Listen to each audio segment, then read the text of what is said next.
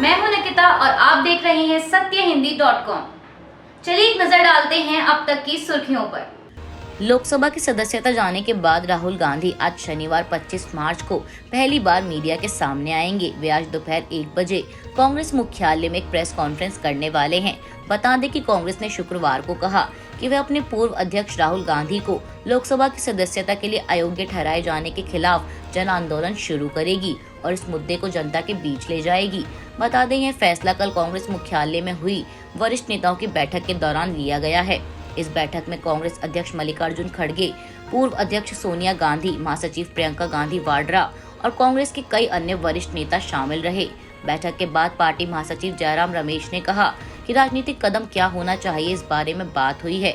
हम यह मुद्दा देश भर में लेकर जाएंगे कि राहुल जी को जानबूझकर अयोग्य ठहरवाया गया है। गौरतलब है कि सूरत की एक अदालत द्वारा कांग्रेस के पूर्व अध्यक्ष राहुल गांधी को 2019 के मानहानि के एक मामले में 2 साल की सजा सुनाए जाने के बाद शुक्रवार को लोकसभा की सदस्यता से अयोग्य ठहरा दिया गया है।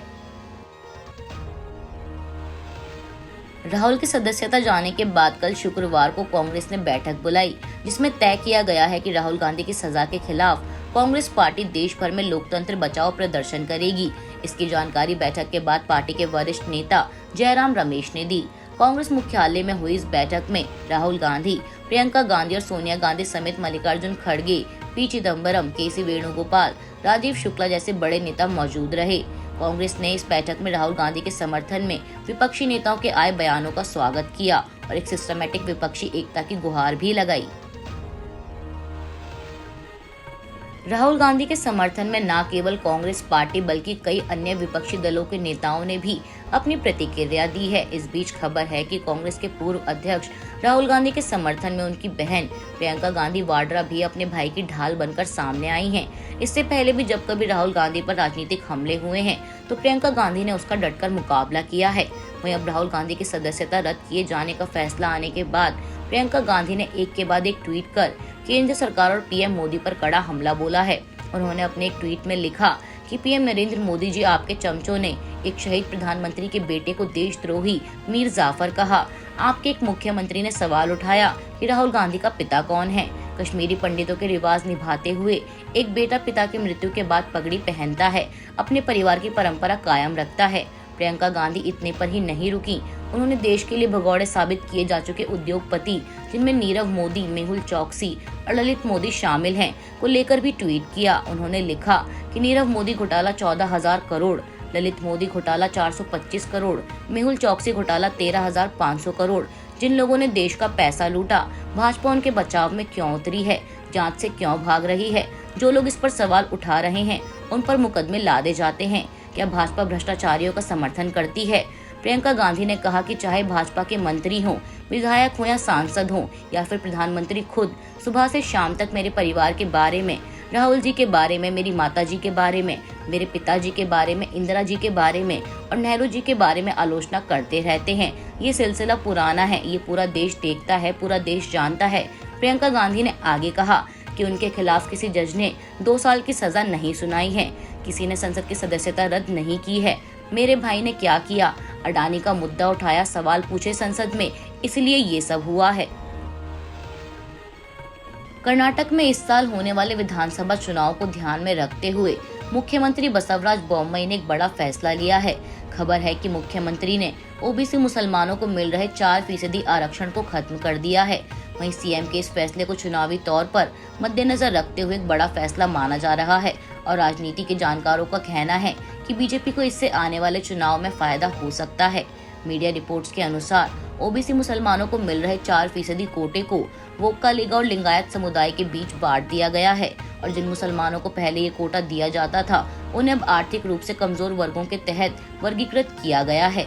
बता दें, राज्य सरकार के इस फैसले ने कर्नाटक में आरक्षण प्रतिशत को बढ़ा दिया है, जबकि सुप्रीम कोर्ट ने राज्य में कोटा देने का प्रतिशत 50 तय किया था। लेकिन इस बदलाव के बाद अब राज्य में आरक्षण की सीमा बढ़कर 57% हो गई है।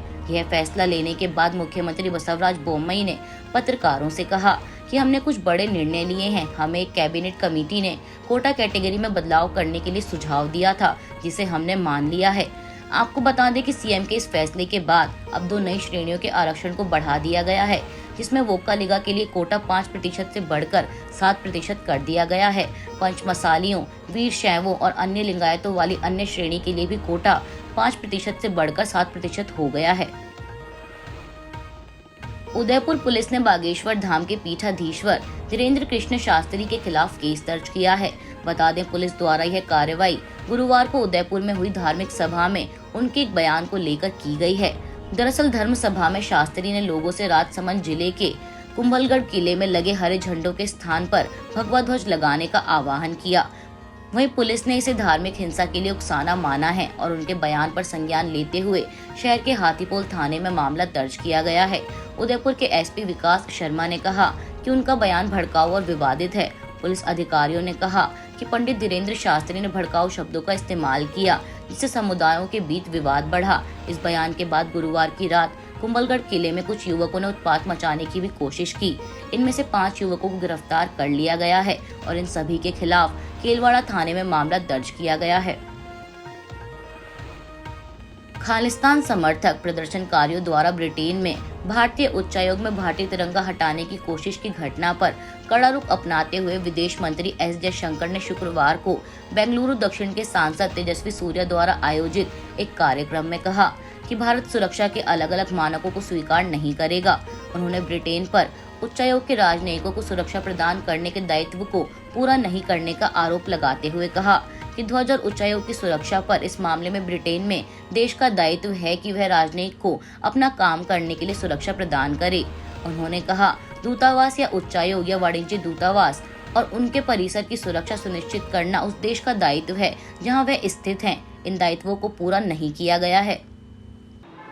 अभी के लिए बस इतना ही। बाकी की खबरों के लिए बने रहिए सत्यहिंदी.com के साथ।